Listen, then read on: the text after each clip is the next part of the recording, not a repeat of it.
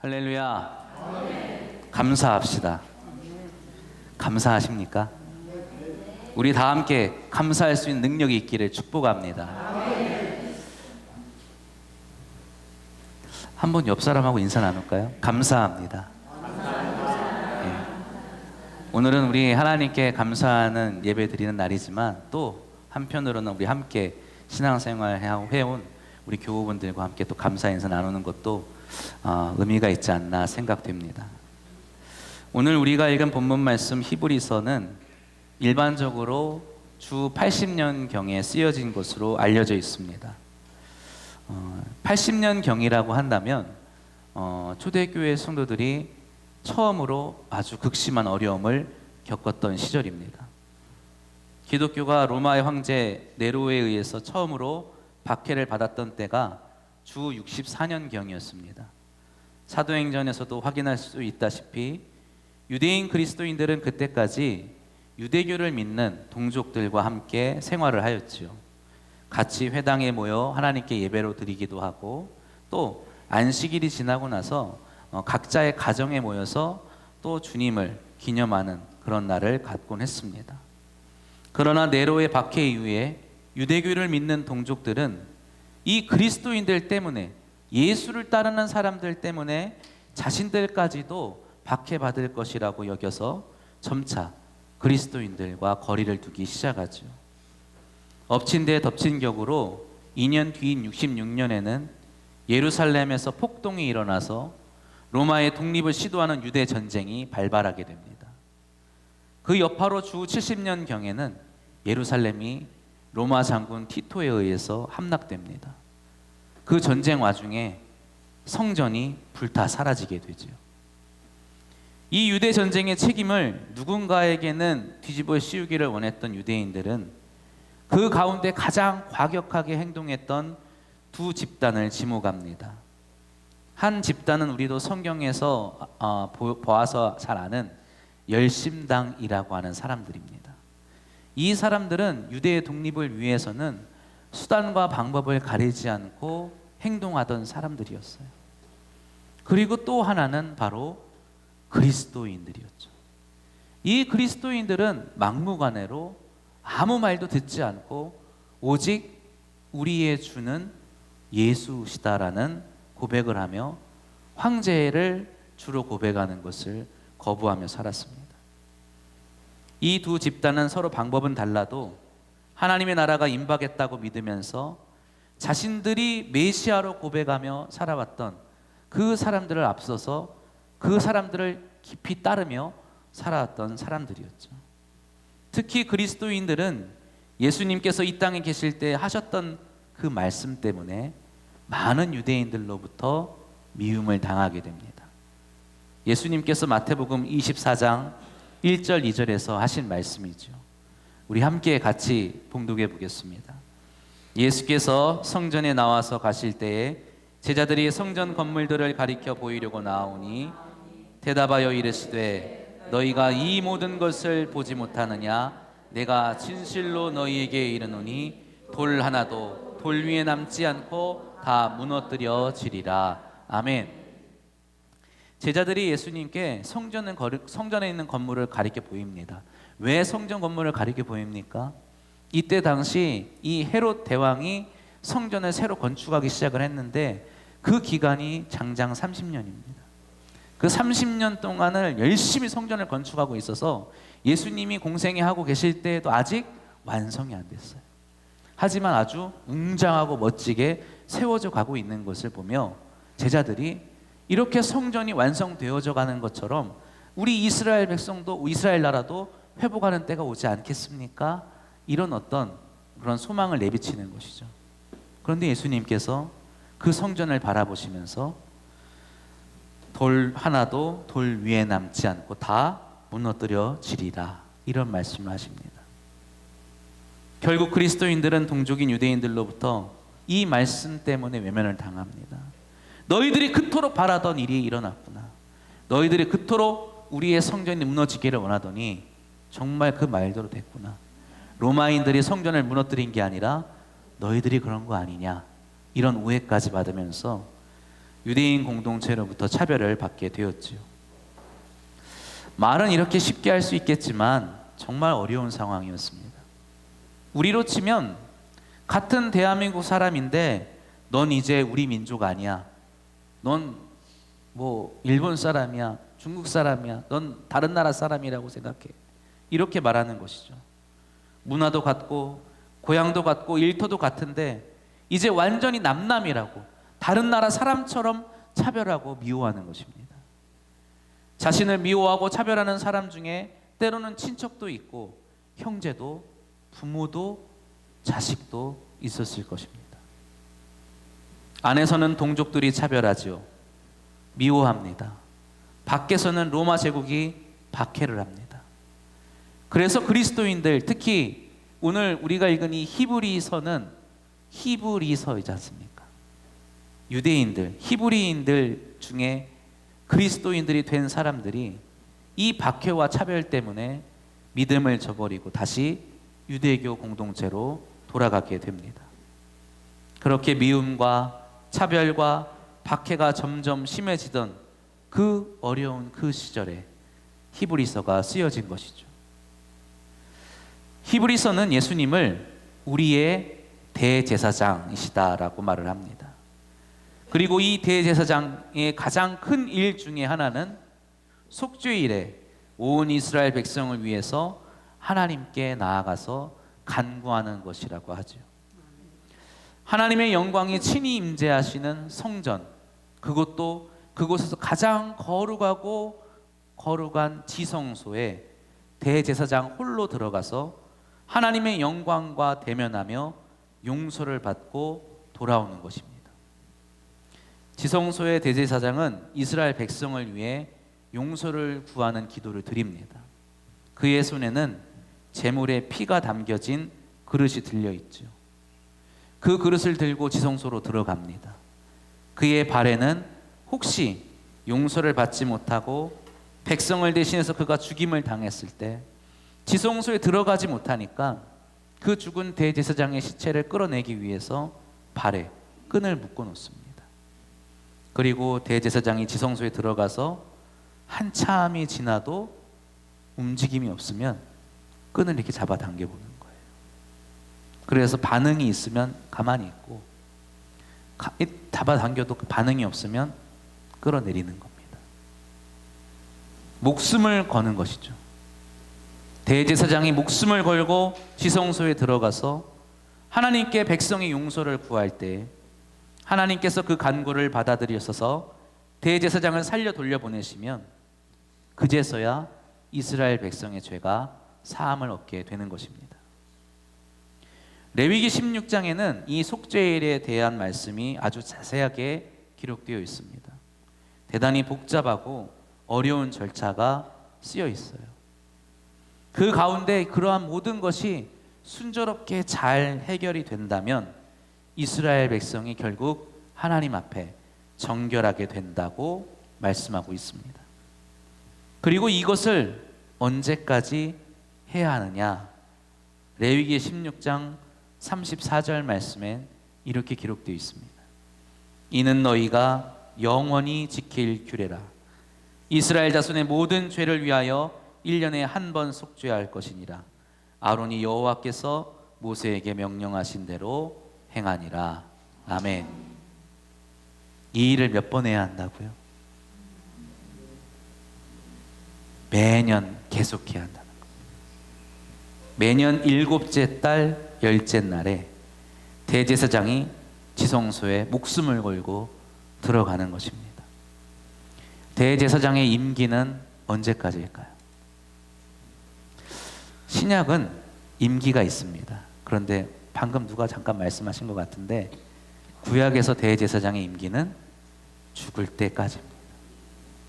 용서받지 못할 때까지 계속 목숨을 걸고 들어가는 것이죠. 그 이유에 대해서 히브리서는 이렇게 말합니다. 10장 1절로 4절 말씀입니다. 율법은 장차 올 좋은 일의 그림자일 뿐이요 참 형상이 아니므로 해마다 늘 드리는 같은 제사로는 나오는 자들을 언제나 온전하게 할 수 없느니라. 그렇지 아니하면 섬기는 자들이 단번에 정결하게 되어 다시 죄를 깨닫는 일이 없으리니 어찌 제사 드리는 일을 그치지 아니하였으리요. 그러나 이 제사들에는 해마다 죄를 기억하게 하는 것이 있나니 함께 봉독합니다. 황소와 염소의 피가 능히 죄를 없이 하지 못함이라. 아멘. 아무리 정성스럽게 대제사장이 지성소의 제물의 피를 들고 들어가서 기도를 한다 한들 그것은 뭐예요? 짐승의 피라는 것이죠.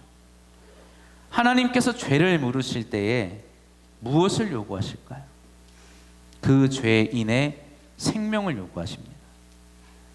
레위기 17장 11절에 보면 육체의 생명은 피에 있음이라 내가 이 피를 너희에게 주어 제단에 뿌려 너희의 생명을 위하여 속죄하게 하였나니 생명이 피에 있으므로 피가 죄를 속하느니라. 아멘.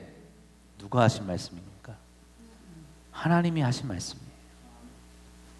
우리의 죄가 사함을 얻기 위해서, 우리의 죄가 용서함을 받기 위해서, 우리가 이 죄의 대가를 치르기 위해서 어떻게 해야 된다고요? 우리의 피를 쏟아야 하는 겁니다. 그러면 어떻게 됩니까? 우리는 죽는 거겠죠. 그래서 성경은 줄기차게 죄의 대가는 무엇이라고 말합니까? 사망이라고 말을 하는 거예요. 그래서 우리는 그 죄를 유예하기 위해서 차마 내 목숨을 버릴 수는 없기 때문에 그 죄의 문제를 밀어놓기 위해서 짐승의 손을 얹어서 내 죄를 전가시키죠. 그리고 날 대신해서 그 짐승이 피를 쏟게 하는 것입니다. 그런다 하여도 우리의 죄의 문제가 해결된다고요? 아니라는 거죠. 짐승의 피로서는 우리 죄의 문제를 해결할 수 없다는 거예요. 그래서 매년 속죄일에 온 백성의 죄를 사함받기 위해, 미루어 놓기 위해, 유예시키기 위해 대제사장이 목숨을 걸고 들어가는 것입니다. 그러나 히브리서는 여기에 우리의 소망이 있다고 말을 합니다. 이제 우리의 구원이 여기에 있다고 말을 합니다. 무엇입니까? 나의 죄를 단번에 완전히 씻어줄 피가 있다는 것이죠. 히브리서 10장 10절로 14절 말씀. 이 뜻을 따라 예수 그리스도의 몸을 단번에 들이심으로 말미암아 우리가 거룩함을 얻었노라. 할렐루야. 제사장마다 매일 서서 섬기며 자주 같은 제사를 드리되 이 제사는 언제나 죄를 없게 하지 못하거니와 오직 그리스도는 죄를 위하여 한 영원한 제사를 드리시고 하나님 우편에 앉으사 그 후에 자기 원수들을 자기 발등상이 되게 하실 때까지 기다리시나니 그가 거룩하게 된 자들을 한 번의 제사로 영원히 온전하게 하셨느니라. 아멘. 어떻게 예수님의 흘리신 피가 우리를 단번에 정결하게 할 수 있는 것일까요? 예수님이 누구시기에 딱 한 번 피 흘리신 것 가지고 영원한 효력을 갖게 하시는 걸까요? 내 피가 아니지 않습니까? 예수가 도대체 나와 무슨 상관이길래 이런 일이 가능한 걸까요? 이것이 의미하는 바가 무엇입니까? 내가 예수를 누구로 고백하느냐인 것입니다. 예수는 나의 누구입니까? 예수는 나의 왕이십니다. 예수는 나의 주이십니다. 예수는 나의 하나님이시죠. 그렇게 예수는 나의 구원자이십니다. 내가 이렇게 고백하기 때문에 예수의 피가, 예수 그리스도의 피가 날 단번에 정결케 하는 것이죠. 나는 예수께 속해 있는 사람입니다. 예수께서 죽으시면 나도 어떻게 하는 겁니까? 죽는 거죠. 예수께서 피 흘리심은 곧 내가 피를 흘리는 것입니다. 예수께서 십자가에 달리시는 것은 바울이 고백하는 것처럼 나 또한 십자가에 달리는 것과 같습니다. 그 피로, 그의 피로 내 죄가 사해지는 것이죠. 사랑하는 성도 여러분, 그렇게 이제 우리는 그 매년마다 드려야 하는 그 제사에서 자유함을 얻게 된 것입니다. 오늘 본문 말씀 이렇게 시작하죠. 이 말씀은 바로 우리에게 하는 말씀입니다. 그러므로 형제들아 이 형제들아는 우리를 향한 말씀이죠. 우리가 예수의 피를 힘입어 성소에 들어갈 담력을 얻었나니. 우리가 예수 그리스도의 피를 힘입어 성소에 들어갈 담력을 얻었다고 히브리서 기자는 말을 합니다. 담력이라는 단어, 파르레시아라는 말은 확신이라는 말입니다. 확실히 믿음, 온전히 믿는다라는 의미죠. 의심할 여지가 없다는 것입니다. 우리는 예수 그리스도의 피로 말미암아 의심할 여지 없이 확실히 어디에? 성소에 들어갈 수 있게 되었다는 것이죠. 본래 성소에 들어갈 수 있는 날은 매년 7째 달 10째 날 뿐이라고 제가 말씀드렸죠. 대제사장이 마음 먹고 금식하고 철저하게 준비해서 그 곳에 목숨을 걸고 들어가는 날입니다. 그러나 이제 달라졌다고 말을 합니다. 4장 16절 말씀 우리 함께 봉독합니다. 그러므로 우리는 긍휼하심을 받고 때를 따라 돕는 은혜를 얻기 위하여 은혜의 보좌 앞에 담대히 나아갈 것이니라. 아멘. 우리는 하나님의 돕는 은혜를 얻기 위하여 그 은혜의 보좌, 다른 말로 시은 좌가 있는 그 성소에 언제입니까? 때를 따라 나아갈 수 있게 된다는 것입니다.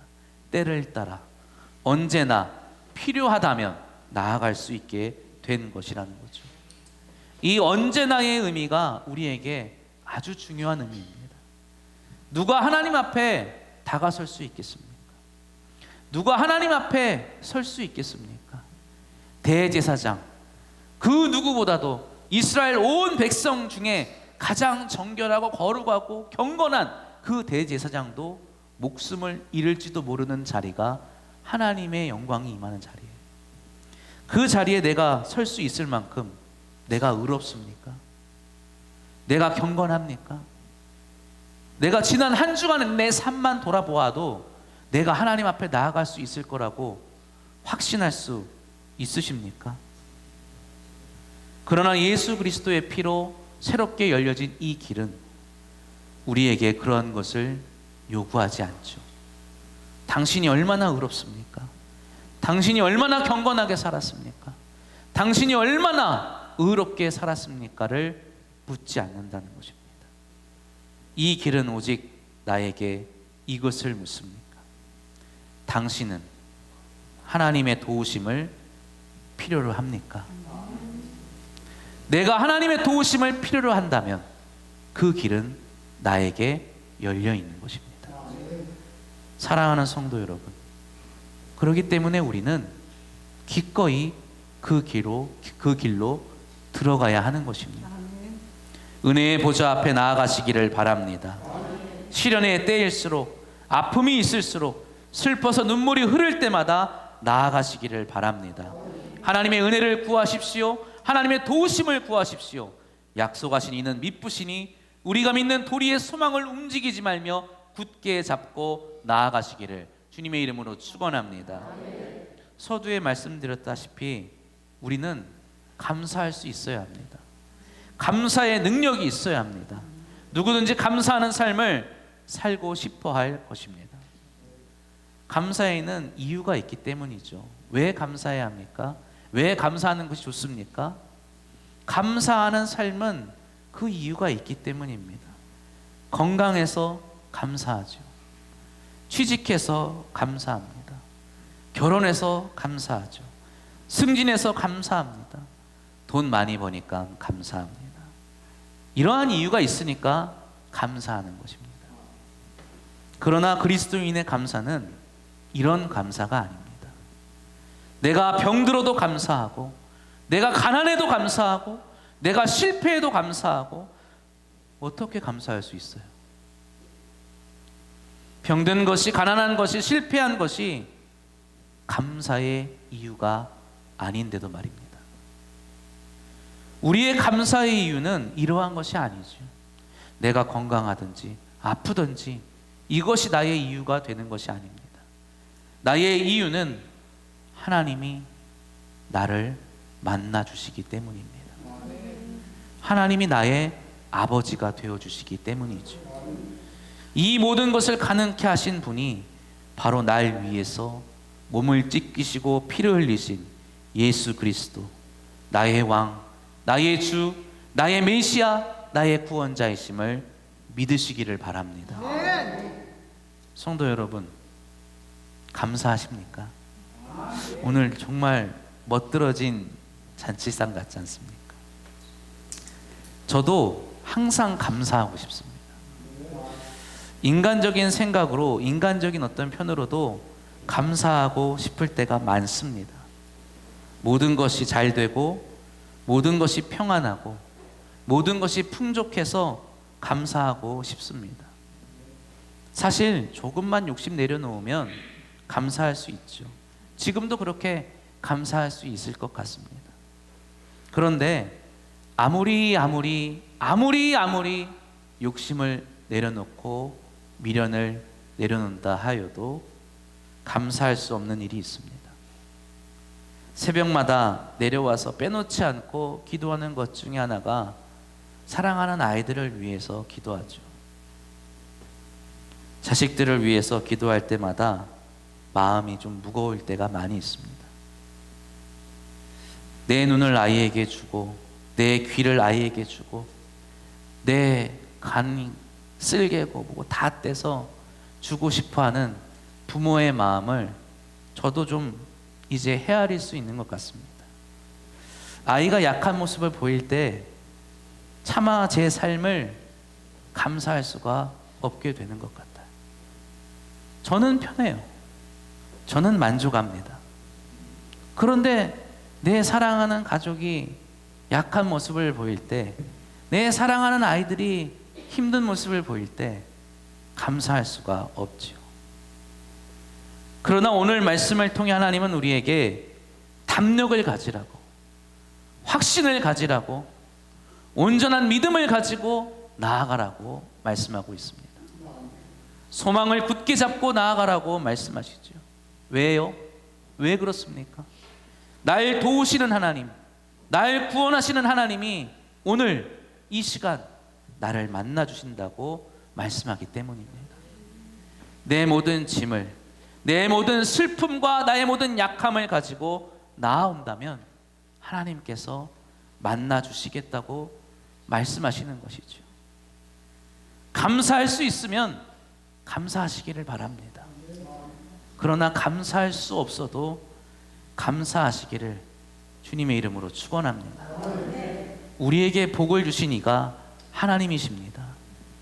그러나 우리를 구원할 수 있는 이도 하나님이심을 믿으시기를 바랍니다. 이미 우리는 구원받은 자라고 성경은 말하고 있습니다. 이 구원의 은총을 오늘 나의 삶에 적용하시기를 바랍니다. 지금 내 삶이 비록 썩 만족스럽지 못하다 하더라도 나는 자기 몸을 들여 날 구원하신 예수 그리스도의 피로 말미암아 구원받은 사람임을 기억하시기를 바랍니다. 죄로부터 날 구원하신 하나님께서 나를 질병으로부터, 슬픔으로부터, 고통과 아픔으로부터 구원하실 줄 믿습니다. 나의 약함으로부터 날 구원하실 일은 하나님이심을 믿습니다. 모든 문제로부터 날 구원하시는 그 하나님을 오늘 만나시기를 바랍니다. 감사할 만해서 감사하는 자가 되지 말고 온전한 믿음으로 감사하는 자가 되시기를 주님의 이름으로 축복합니다. 우리 모두 감사하는 자가 되기를 축복합니다. 우리에게 주신 말씀을 함께 봉독하며 감사의 자리로 나아가겠습니다. 히브리서 10장 22절로 25절 말씀 함께 봉독하겠습니다. 우리가 마음의 뿌림을 받아